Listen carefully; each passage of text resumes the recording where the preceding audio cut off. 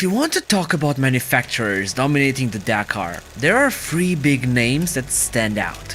One is Mitsubishi in cars. The other one, which up until recent events really had no competition, is Kamaz in trucks. And yet, in my opinion, the most impressive one has to be KTM. 19 overall wins from the start of the millennium, 20 if you count Gas. To give you an idea, if you add up all the wins of Honda, Yamaha and Cagiva, you're still going to be one short of the Austrians. And if you look at stage wins, you have to look at Honda, Cagiva, BMW, Husqvarna and Hero combined. And only then you get to match the amount of stage wins gathered by KTM. There have been multiple notable motorcycles produced by the Piro Group for this legendary race, and within them, one stands above the rest. In fact, it is the most dominant vehicle in Dakar's history, the KTM 450 Rally.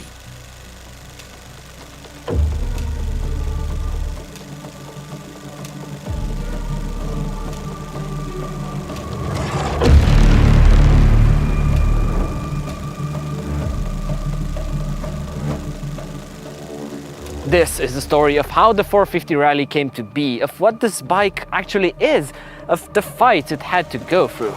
But not many people know, the origins of this motorcycle actually started with controversy when KTM announced they were quitting the Dakar Rally for good. But look, the 450 didn't just come out of the blue. In fact, it is the result of years and years of KTM giving their all in an attempt to become the kings of Dakar. In the beginning, they tried multiple times to reach glory with riders like Heinz Kinnegartner or Jordi Alcaron. Well, it's almost become something of a habit, the 7th stage win for Kinnegartner in 1995. But their real path to success was found together with the release of the KTM 690 Rally. Back then, the Austrians really put everything they had behind this project. And that was their key advantage. In reality, they were kind of the only ones willing to invest that much in a bespoke rally project. And they started to win Dakar after Dakar. And when they transitioned to the 690 platform, they just kept on winning and winning and winning again. At that point, if you were a KTM rider, you were basically on the best machine for the job. But any rider who wasn't had a bit of a pre-start handicap. And that's mostly because most other manufacturers weren't making bikes with engines much bigger than 450cc. The other machines were mostly based on regular 450 enduro or motocross bikes. They weren't built with one scope in mind. And that started to annoy some people, and in the late 2000s, a petition allegedly started by David Casteau and Chaleco started floating around the paddock at the Tunisia Rally. It was a petition to the FIM to cap the engine size of all motorcycles in international rallies to 450cc. In order to understand the gravity of what was going to happen, we have to look at the state of the paddock in those times. For the 2009 Dakar Rally, 225 motorcycles lined up at the start. Of those, exactly half were KTMs, most of them being 500cc or bigger. Of those, 77 were 660 or 690 models. It wasn't just the factory teams, but a lot of the privateers were basing their efforts on KTM's machines. ASO, the association behind the organization of the Dakar Rally, put out a press release stating that from 2010, all motorcycles with engine capacities over 450cc would be banned. The real problem here, all competitors, both factory and privateers, had just 6 months to adapt to this rule. Look, preparing for the Dakar takes at least a year for most people. Changing bikes 6 months before is crazy. For factories, sure, but for privateers, it's like motorsport suicide. Just one day later, KTM comes out with a press release in response to ASO. In a nutshell, they announced that, effective immediately, the Austrians were withdrawing from the Dakar Rally, quoting the time span given to be way too small to comply. And as a fan, I agree. 6 months to develop a whole new bike on a completely different engine? That's just beyond unreasonable. According to KTM, this decision had one single purpose: to end the domination of their 690 platform. I mean, indeed, they were the only ones that invested in all the R&D to build a bike like the 690 Rally, and they were profiting from those investments. But with this rule, according to many, ASO wanted to end this era of domination and to invite more of the Japanese manufacturers to take part, since they already had 450 platforms and didn't need to invest as much as KTM had done previously. But KTM wasn't having it and announced that they wouldn't just be quitting that year's Dakar, they would be quitting Dakar for good, because they were feeling betrayed by the rally organization. And look, they had some sound reasons to do so. The problem was, at that moment in time, KTM had all production ready to go for their own factory bikes, but they also had everything ready to go for 50 privateer customers who were all relying on using their 690 platform. They were in this unique position, and let's be fair, Dakar screwed them big time. A few days later, after this shocking announcement, ASO took a step back, announcing that the new 450 regulations would actually only affect the factory riders, and privateers were allowed to run their 690s but with an added restrictor plate, to bring their performance more in line with their smaller thumpers. Hearing this, the Austrians did decide to send their support trucks to Dakar after all, thereby helping out all their privateer customers. A bit later, ASO takes another step back, releasing an official list of elite pilots who would have to use restrictor plates. Basically, the amateurs were free to run their 690s as they were, for another year. At that point, KTM still decided not to take part officially. So technically, in 2010, there was no factory KTM. But that didn't stop their factory riders from competing. The clear thing is, Mark and me, we have experience, and we don't have any restrictor on our experience. We don't have any restrictor on our physical training. We don't have any restrictor on the tactic, the strategy. Cyril Desprez and Marc Coma both started testing restricted 690s, and they were going to go to Dakar with their own teams, backed by corporate sponsors like Red Bull and Repsol. The two top dogs were still going to fight it out on KTMs. Funny fact, actually, when ASO first released the list of elite pilots, somehow Cyril wasn't on there. But the Frenchman knew better and started riding the restricted bikes, expecting to be added to that list later. And sure, just a month afterwards, when the list was finally defined and closed, his name popped up too. The last years, the race is between Cyril and me, no? Normally. And if we look behind, we can say that one year is Cyril, another year is me, and 2010 saw, to no one's surprise, Marc Coma and Cyril Desprez battling for the top spot. Desprez was leading, but Marc was catching up. Just when you thought that the 450 ban was the biggest controversy of that era, we get another one. Marc was slapped with 2 penalties. A 22-minute one for speeding in a village, which, fair enough. And a 6-hour one for allegedly illegally swapping a tire mid-track on stage 7. I'm saying allegedly because there was no hard evidence on this. The Spaniard would have been able to put up more of a fight if it wasn't for mechanical problems in the first week and a tad bit of cheating in stage 7. On the road to Antofagasta, one of his tyres was wearing out dangerously. He therefore stopped behind a house to change it. The Dakar's organizers noticed Marc had stopped behind a house in a village and confirmed his location and time spent there on a map. It was about the exact time needed to swap a wheel. Also, from looking at pictures, they noticed that Marc's rear tire looked fresh at the end of the stage. A little too fresh, and they argued that it was impossible for a rear wheel to look like that after all those kilometers. While Coma was pleading his innocence, Desprez kept on going and looked set for an easy-going second week. On the other hand, Marc Coma denied all allegations, saying that there was no real hard proof of anything like that, which I get too. Ultimately, did Marc cheat on stage 7? Guess we'll never know for sure. What we do know is that in 2010, the Prey won the rally on a restricted 690, followed by another KTM rider, with Aprilia coming in third place. But back to the 450.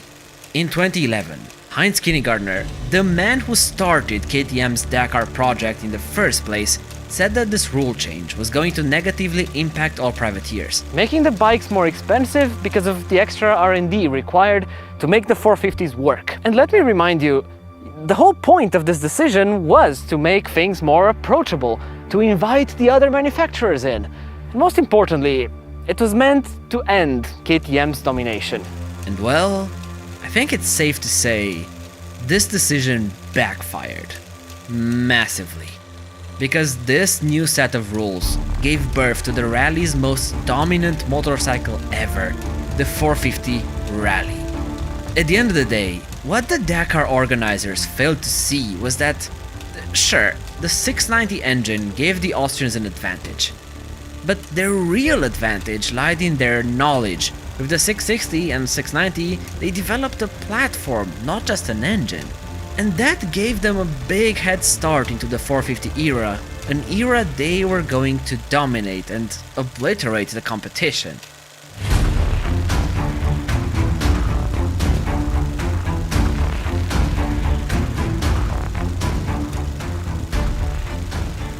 The 450 Rally is, in a way, an engineering marvel, a purpose-built machine, one meant to tame the Dakar Rally. But what makes this so special, so different to the other offerings from other manufacturers? To preface this, changes were made along the years ever since its release, but more or less, these features apply to the entire 450 platform. First big differentiator was the starting baseline. Against what most folks would think, this is not based on an EXC or SX. They built a bespoke platform, unlike anything else they were offering. And it all starts at the frame, sporting a trellis design, more alike to KTM's straight and adventure models than to their dirt bikes. The reason is, this chassis, after long testing days, proved to be the most stable one at higher speeds. Adding to that stability is a lengthened swing arm. This does compromise in its cornering ability, but as Toby Price once said, I would rather crash in a corner where I'm doing 30, 40, 50 kilometers an hour than crash at 120, 30, 40, 50 kilometers an hour. So that for me just adds a little bit more stability. Couple this with 52mm top-of-the-line column valve forks and shock, and you get a motorcycle that floats around at high speeds and can keep that speed for days on end.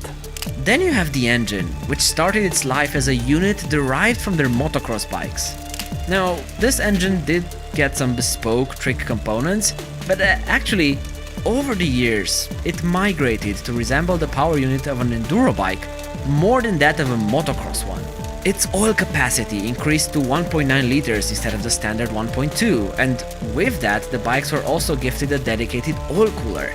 They used the hardened version of the Pankel transmission to add to the durability. In the end, these units ended up outputting around 74 to 75 horsepower, which is impressive for a single-cylinder 450. And it's even more impressive when you consider that this engine has to sustain that power non-stop at high revs for over 10,000 kilometers without any rebuild. They also used to run one big radiator, but for the latest version, KTM did switch to an EXC style split radiator design. We've covered the essentials, sure, but to me, here is where the interesting features start. Look at the skid plate. It's one solid unit made out of carbon fiber meant to protect both the engine and frame, but also the side fuel pods. And that's not it, because this unit also has a dedicated compartment for a toolbox. Since allegedly the Dakar rules state that riders aren't allowed to carry tools on their bodies. And that's not it, because the skid plate used to also incorporate an emergency 3-liter water tank. Where we had the bladder and where pretty much everyone has the water bladder, it's right under the engine, it's quite hot. So I don't bags drinking that straight in the sand dunes if the bike's broken and stopped in the dunes. But maybe take a few tea bags out there and dunk in there and you'll be good to go. Yeah, this was an FIM regulation, but from what I read, they took out that rule since. The rules, we don't have to carry 3 litres on the bike no more. So And speaking of carbon fiber, the navigation tower is of course made out of it, aiming to be as light as possible towards the top part of the motorcycle. And that is still not everything. You see, the Dakar has a generic speed limit of 160 km per hour for motorcycles. But any rally will have extra speed limits marked on the roadbook, and ignoring those incurs big time penalties. So the KTM 450 Rally got not one, but 2 different types of speed limiters. One is a simple, generic 160 kph limiter, meant for the flat open tracks.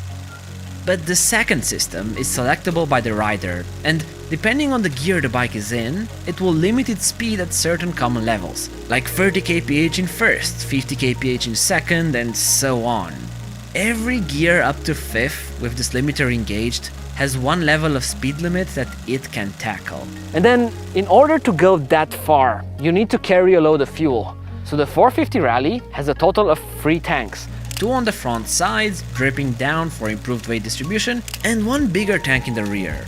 And this rear tank actually serves the bike's subframe too. It's a structural part of the motorcycle in a way. But the clever bits regarding the fuel are not over. You see, there are 2 fuel pumps, and for 2 different reasons. If one pump fails, you can always rely on the other and transfer the fuel in the tank that still works. But more commonly, these bikes have a switch allowing the rider to choose which part of the gas to consume. And then we've got a tank switch here where we can swap between the front and the rear tanks. So, if you're in the dunes and you want a light front end, you can drain that front tank first. I normally like to drain the rear tank first, so I keep it switched over to the rear tank just to get a bit of that weight out the back end to stop it swapping around. But if you're in a technical, twisty section, then you'd want to drain the rear first. At some stages I'll leave a little bit in there if it's sandy or whatever. I want to kind of squat the back down a bit to keep the weight off the front, but normally I drain it all out. And all this can be done on the go. It's actually a super clever system. And yet, possibly the best engineering feat of this motorcycle is actually not that visible. It's how easy it was designed to be serviced, both by crews, but most importantly, by riders. For example, taking one of the front tanks off requires 3 screws. Taking the entire skid plate out, that's just 2 screws. Even compared to my bare bones 450 EXE, the rally models are on a different level when it comes to how accessible they are to work on. And you can clearly see it's not by mistake. They had to think about and design all of these little improvements that, at the end of the day, add up to one truly dominant machine.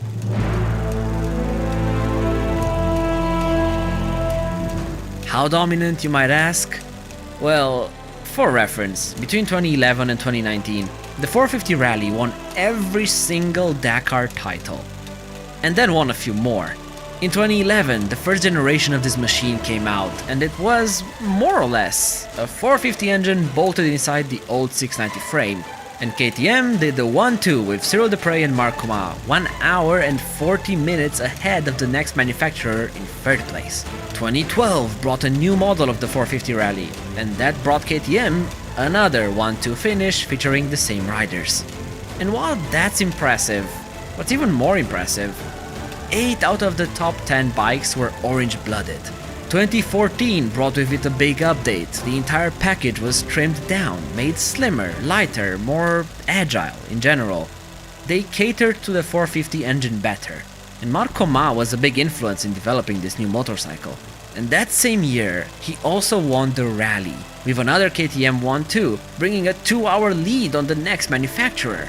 And later, in 2016, 17 and 19, KTM managed to monopolize the entire podium with their machines.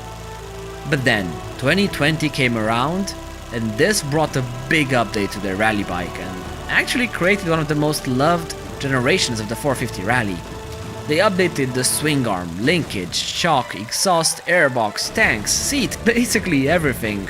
And so, in 2020, KTM lost. Yeah, that year, Honda got the title with the help of Ricky Brabec. He stopped KTM's domination. At last. You see, the Dakar evolved.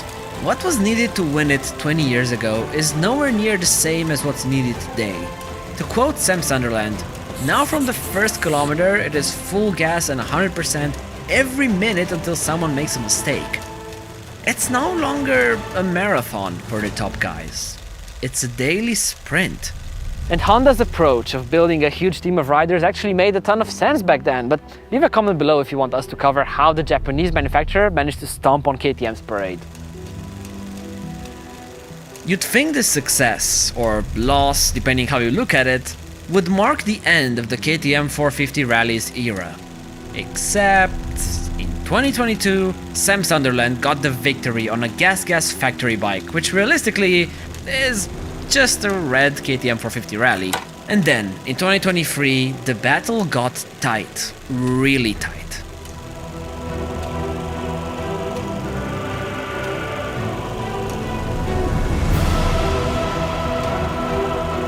In the end, Kevin Benavides managed to snatch victory. Over 8,000 kilometers of racing, over 48 hours of riding to his limit, he managed to get the trophy by just 43 seconds. Now, to give you an idea of how short that is, this entire video went black and white exactly 43 seconds ago. That was it. Okay, to be fair, the runner-up was Toby Price, also on a KTM. 2025 brought us a new incarnation of the 450 Rally replica, which is the one available for privateers.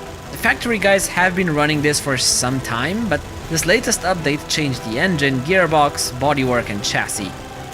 But at its core, it's still a KTM 450 Rally. One thing that's important to realize. Yes, these days all factory bikes are pretty much bespoke machines, made specifically for rally. But it didn't used to be this way. For example, according to an older Brake magazine article, the Yamaha WR450F of the past, which was one of the main contenders to KTM's crown, even the factory bike was still based on a standard WR chassis. Sure, they reinforced it, added stuff to it, all that jazz, but compared to the effort KTM had put in, it almost feels like an amateur job. And still, the impact this KTM had on the rallying world goes way beyond the multitude of podiums. And arguably, in a way, I'd say it shaped the way the Dakar paddock looks today. Introducing the Rally Replica, a bike that KTM sells annually in limited quantities up to 100 to privateers that want to race the desert.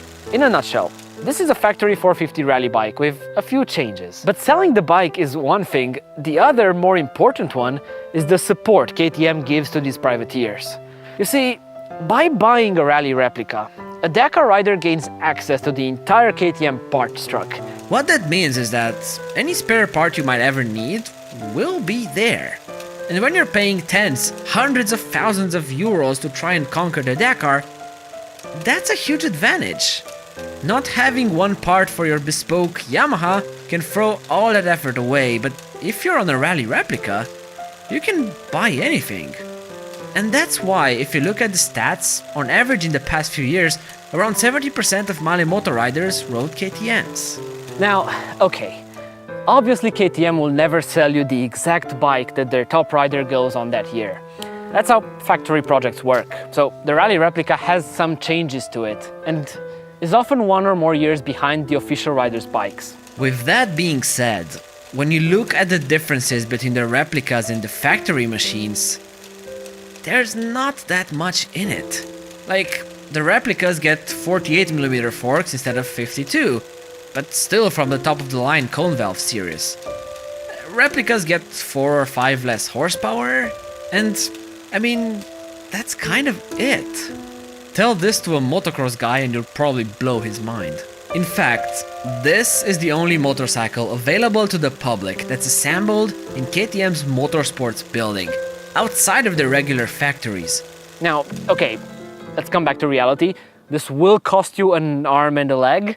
In the past, prices started at around 26,000 euros without tax, but from what I heard, those days are kind of long gone, going well over 30 nowadays. And Sure, for an off-road motorcycle, that's a lot.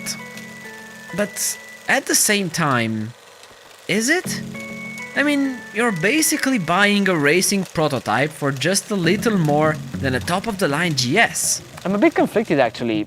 On one hand, it's a ton of money for a dirt bike, but on the other, it's not that much when you consider what it is. Still, for me and most people, this is the closest we'll get to owning a rally replica. Link in the description. Anyway, let's say you got the money and KTM agreed to sell you one. Great, you're on your way. I just hope you have the money put aside for spare parts and maintenance, because depending on the issue, it might get pricey. Quickly. For example, a new piston is €1,351. A skid plate? They'll set you back a nice 942. Do you want to upgrade your forks or shock? That's priceless. Seriously, KTM might sell you those items, but they don't actually list the price for them. You broke something on your swing arm. That's another €1,181. And to put that back, you will need this pivot axle thingy, and that's $116. Add a new windshield for $159, 2 side plastics for $228. Each? The tower is a nice, soothing $1,630. And that's just for the structure of the tower, with no lights, brackets or anything. If you do want the lights though, that will be another €185 each. For reference, just these items that I mentioned earlier are worth as much as a brand new CF Moto 450 MT. Yes, that's a cheap adventure bike, but also that's a complete motorcycle, running and driving, not just a box of parts. That being said, you do pay a premium, but you also get the most premium materials and items in return. These motorcycles are made to last, to endure the desert, to not skip a beat. The amount of abuse they can take is honestly pretty astonishing, especially when you add in the performance they can output. Look, KTM managed to get 18 consecutive wins between 2001 and 2019. Their 450 rally is a product of decades of engineering, research and investment. They constantly poached up-and-coming riders, or people from other teams like Sam Sunderland or Kevin Benavides. We can look at the 450 rally and see the reasons for domination in multiple places. But at the end of the day, you can't deny that for more than 2 decades, KTM have been by far the most devoted to the sport. They were willing to invest in the Dakar at a time when no one else was. And when you look at it that way, is it really a surprise they also managed to create the most dominant motorcycle of all time? I don't think it is.